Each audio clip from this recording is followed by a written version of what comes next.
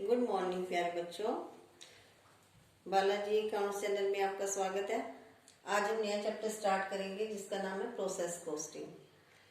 इस चैप्टर को बच्चे बहुत ही ज्यादा मुश्किल समझते हैं, बट इसको हम इजी वे में करेंगे। अगर हम इसको इजी वे में करें, समझ के करें, तो इससे इजी चैप्टर मुझे लगता है कोई नहीं है कॉस्ट काउंटिंग में। तो सबसे पहले लेट्स स्टार्ट। एक एग्जाम्पल लेके चलते हैं जिससे आपको इजी वे में पता चल जाएगा। एग्जाम्पल से जल्दी समझ आएगा। मान लो हम मार्केट में जाते हैं, मार्केट में हमने एक शर्ट परचेज की, उसकी कॉस्ट है 500। फिर हम कई बार ये सोचते हैं कि क्या एक्चुअल में उसकी प्राइस 500 ही है, क्या दुकानदार को 500 की बनाई थी उसने? नो, हमें देखेंगे उसका रॉ मटेरियल कितने का पड़ा होगा। रॉ मटेरियल क्या है इसके लिए? कॉटन। अब इंडस्ट्रियलिस्ट जिसने प्रोड्यूसर है, जो जिसने इसको बनाना है, उसने कॉटन खरीदी 50 रुपीज की और शर्ट बन के तैयार हुई 500 की। तो बीच का जो 450 है वो कहाँ गया? ये तो हमारे पास रॉ मटेरियल है और ये हमारे पास क्या है? फिनिश गुड्स है। तो 450 क्या गया? क्या इन प्रोड्यूसर ने 450 का प्रॉफिट कमाया? नो। 450 कहाँ गया? क्योंकि उसने इस काम को करने के लिए, कॉटन से शर्ट में आने के लिए डिफरेंट स्टेप्स उठाए। कौन कौन से स्टेप्स लिए हैं उसने वीविंग की, उसने डिजाइनिंग की, कलरिंग की। उस सबको करने में उसका खर्चा जो है 450 के आसपास आया। तो ये शर्ट हमें जो है 500 रुपए की मार्केट में मिली। कुछ हिस्सा उसने प्रॉफिट का भी रखा। तो उसके लिए उसने क्या किया? एक ही प्रोसेस में काम नहीं किया, उसके लिए डिफरेंट प्रोसेस बनाएगी। कौन कौन सी बनाएगी? जैसे कॉटन है, कॉटन से हमें शर्ट बनानी है। ये सिर्फ एक एग्जाम्पल लिया है कॉटन का। कॉटन से शर्ट बनानी है, उसके लिए उसने क्या किया? वीविंग बनाई। वीविंग एक प्रोसेस को दे दी कि वहां पे सिर्फ वीविंग का ही काम होगा। वीविंग के बाद उसने डिजाइनिंग की, कलरिंग की। तो हर एक प्रोसेस में एक ही तरीके का काम होगा। तो जब वहां पे अलग अलग काम होने लगे, एक प्रोसेस में एक ही काम होने लगा, तो उसका क्या हुआ? मटेरियल हुआ यूज, वहां पे लेबर भी यूज हुई, वहां पे इनडायरेक्ट मटेरियल भी यूज हुआ, कुछ वाइडेबल अनवाइडेबल लॉसेस भी हुए। तब बाद में जाके जो है इसकी सारी कॉस्ट 500 की पड़ी। अब एक प्रोसेस की आउटपुट है तो दूसरे की इनपुट है। अब हो सकता है, जैसे मैंने आपको एग्जांपल दिया, वीविंग है, कॉटन से वीविंग में आई, वीविंग ने अपना काम खत्म कर दिया। वीविंग की वो क्या होगी? आउटपुट होगी। अब जब अगली प्रोसेस में गया, अगली प्रोसेस में कलरिंग के लिए गया, डिजाइनिंग के लिए गया, तो अगली प्रोसेस ने क्या किया? वीविंग से वो मटेरियल लिया जो उसका लास्ट में था, आउटपुट ली, लेकिन उसके लिए वो क्या बन गई? रॉ मटेरियल बन गई, इनपुट बन गई। फिर वो तैयार माल करेगा, फिर एंड में जाके जो है वो उसका फिनिश गुड्स तैयार होगा। तो इन सब चीजों के प्रोसेस में जाने के लिए हमें किसकी जरूरत पड़ी? प्रोसेस कॉस्टिंग की। और उसकी जो वैल्यू है 50 रुपीज से स्टार्ट हुई थी, 500 तक पहुंची। तो वैल्यू हमेशा इंक्रीज होगी, कभी भी डिक्रीज नहीं होगी। हम ये नहीं कह सकते कि 50 का रॉ मटेरियल खरीदा उसने तो उसकी कॉस्ट 48 आई। नो, उसकी वैल्यू हमेशा इंक्रीज होगी। यही हमारा क्या है? प्रोसेस कॉस्टिंग है। तो सबसे पहले हम इसके परफॉर्मे की फॉर्म में आपको बताती हूँ। परफॉर्मा सीखते हैं इसका कैसे होगा। देखो, particulars, quantity, amount, particulars, quantity and amount. एक प्रोसेस में काम नहीं होगा, प्रोसेस कई प्रोसेस में काम होगा। प्रोसेस फर्स्ट लिखते हैं इसको। प्रोसेस फर्स्ट में क्या हुआ? मटेरियल इंट्रोड्यूस हुआ। पहले मटेरियल इंट्रोड्यूस, मान लो ये क्वांटिटी जितनी मिली उसको उसने ली और इसका अमाउंट। फिर उसको काम करने के लिए उसे लेबर भी यूज करनी पड़ी, लेबर यूज की। फिर उसकी कोई इनडायरेक्ट एक्सपेंसेस थे वो भी यूज किए उसने, इनडायरेक्ट लेबर। ये यूज क्वांटिटी नहीं, क्वांटिटी सिर्फ कहाँ यूज होगी? मटेरियल जो उसको इंट्रोड्यूस मिला है, जो उसको रॉ मटेरियल मिला है।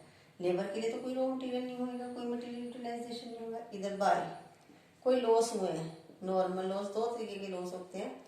एबनॉर्मल लॉस, ये हम नेक्स्ट वीडियो में आपको बताऊंगी मैं क्या होते हैं। नॉर्मल लॉस की वैल्यू दी होगी तो लेंगे, नहीं तो नहीं लेंगे। एबनॉर्मल लॉस बाद में क्या होएगा? हमारे पास प्रोसेस जो यहाँ पे बचा है, प्रोसेस 2 में ट्रांसफर होएगा।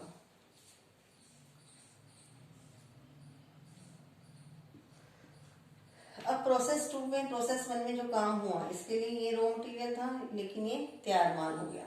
अब जब हम प्रोसेस 2 में गए, उसके लिए क्या हो गया? इनपुट हो गया, यहाँ पे प्रोसेस 2 हो गया हमारे पास, प्रोसेस 2। प्रोसेस 2 में क्या हुआ, इसने सबसे पहले प्रोसेस 1 से इसने मटेरियल लिया टू प्रोसेस 1, जो उसको प्रोसेस 2 से मिला। इसका ये क्या था, आउटपुट था, इसने तो तैयार कर दिया माल, लेकिन इसे सेकंड प्रोसेस को भेज दिया। अब इसको अगर कोई मटेरियल मिला है तो ये मटेरियल ले लेगा, मटेरियल यहाँ पे आ गया, यहाँ पे कुछ नहीं आएगा क्योंकि इसको यहाँ से क्वांटिटी मिल चुकी है। फिर वही लेबर अगर उसकी हुई है, डायरेक्ट लेबर, इनडायरेक्ट लेबर, ये सब आ गया। उसके बाद बाय कोई नॉर्मल लॉस है, कोई एबनॉर्मल लॉस है,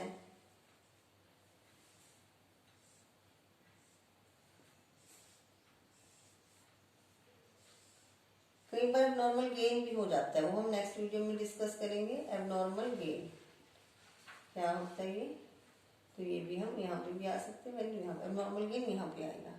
तो ये हमारे पास इसकी वैल्यू तो आएगी, नहीं है तो नहीं है। और यहाँ पे मान लो हमने प्रोसेस 2 तक ही काम हो रहा है, फिनिश्ड स्टॉक हो गया हमारे पास, ये माल यहाँ पे जाके तैयार हो गया। तो इसका मतलब यहाँ पे माल हमारा बन के तैयार हो गया, ये बिकने के लिए रेडी हो गया। अब एक क्वेश्चन करते हैं, क्वेश्चन में आपको लिखवाती हूँ।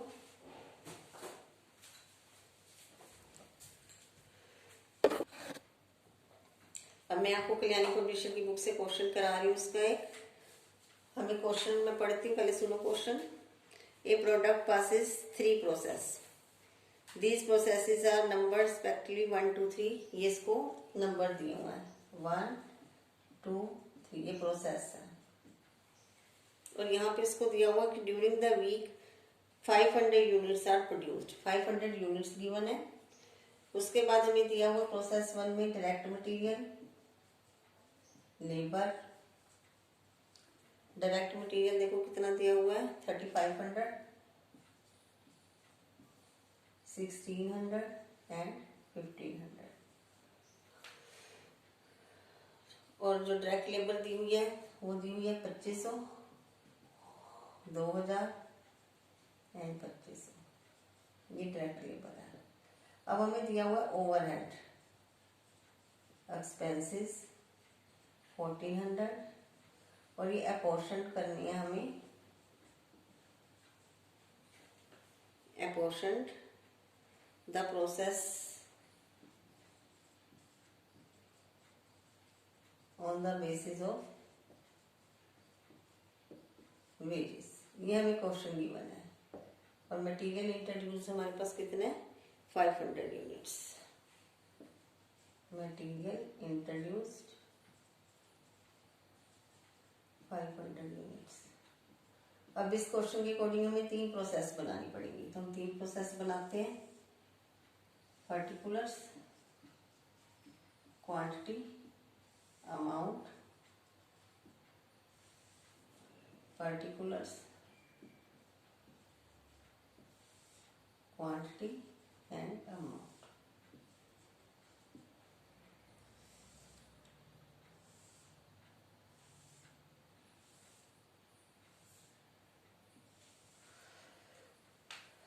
सबसे पहले प्रोसेस 1 में इसको मटेरियल कितना मिला है 500 यूनिट्स, टू मटेरियल 500 यूनिट्स। इसकी वैल्यू हम यहाँ पे कुछ नहीं दी, तो मटेरियल के आगे मटेरियल की वैल्यू आ जाएगी 3500। फिर उसके बाद डायरेक्ट लेबर 2500। अब लेबर की तो कोई क्वांटिटी नहीं होगी। ओवरहेड एक्सपेंसेस, ओवरहेड एक्सपेंसेस देखो कितनी क्या 1400 की है। इसको हमने किस रेशो में बांटना है, बेसिस ऑफ वेजेस। वेजेस क्या है 2500, 2000, 2500। इसका रेशो निकाल लो, टोटल लगा लो, 14 आ गया। तो पहले प्रोसेस 1 का कितना आ गया, कितने थे हमारे पास ओवरहेड एक्सपेंसेस 1400, ये पहला 5 है, ये आगे 14 से कर 500 आ गया। प्रोसेस 2 का कितना आ गया 400, और प्रोसेस 3 का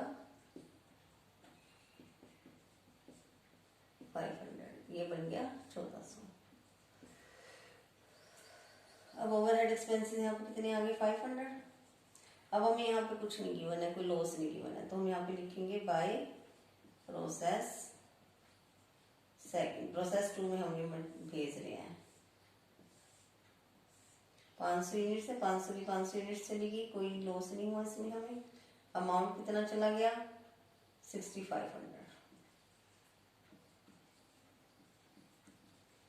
अगर हम देखना चाहें कि हमें पर यूनिट क्या कॉस्ट पड़ी, पर यूनिट क्या कॉस्ट पड़ी, 6500 को 500 से डिवाइड कर दो तो ये पड़ेगी 13 रुपीज पर यूनिट। ठीक है, और ये कितने से चली थी 7 रुपीज से, 7 रुपीज से चली थी, 7 से 13 में पहुंच गई प्रोसेस 1 में। अब चलते हैं प्रोसेस 2 में।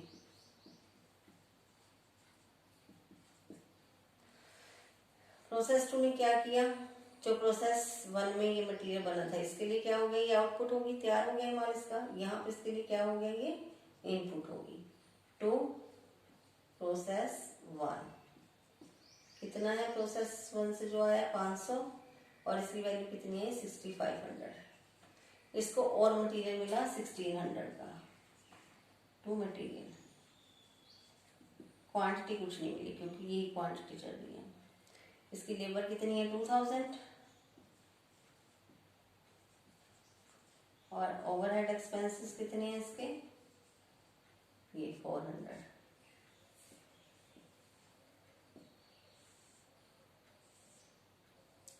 यहाँ पे इसको कितने का पड़ा ये देखते हैं 10,500।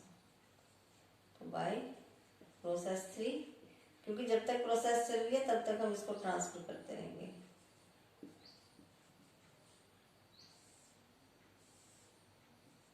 अगर हम यहाँ कहा है किसकी पर यूनिट पता करो, तो पर यूनिट कैसे पता करेंगे, 10,500 डिवाइडेड बाई 500, तो ये आ गया 21। यानी कि जो यहाँ 13 रुपये पड़ा था हमारे पास, वो यहाँ आते आते 21 रुपीज इसकी कॉस्ट होगी पर यूनिट। अब आ गया प्रोसेस 3। प्रोसेस 3 में क्या है हमारे पास, पहले प्रोसेस 2 से हम इंट्रोड्यूस करेंगे इसको। प्रोसेस 2 से क्या आया इसके पास 500 यूनिट्स आई, 10,500 वैल्यू आई। इसमें भी इसने मटेरियल इंट्रोड्यूस किया, कितना मटेरियल लिया इसने 1500 का। इसको साथ में डायरेक्ट लेबर कितनी है इसके पास 2500 और ओवरहेड एक्सपेंसेस कितने हुए इसके, यहां से देखेंगे थर्ड प्रोसेस के 500।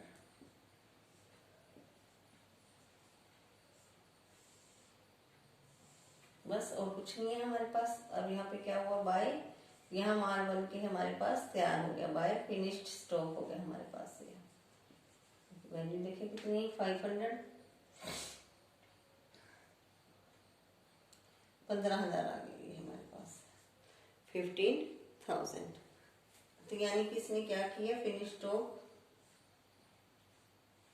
500 यूनिट से तैयार की, इसकी कोई वेस्टेज नहीं हुई। यहाँ पे 500 यूनिट से इसने तैयार की, कितने वैल्यू की 15,000 की। यहाँ आते आते इसकी वैल्यू कितनी होगी 30 रुपये पर यूनिट। अब देखो 7 रुपये से चल के 30 रुपये इसकी वैल्यू आ गई। यहाँ पे अगर हम देखें 3500 का रॉ मटेरियल इसको मिला था और तैयार कितने में हुआ 15,000 में। तो डिफरेंट प्रोसेस में काम करते करते इसकी जो है वैल्यू इंक्रीज होगी। ठीक है, तो ये क्वेश्चन आप अच्छे तरीके से समझ लेना और मेरे चैनल को सब्सक्राइब करना, मेरी वीडियो को लाइक शेयर करना ना भूलना। Thank you.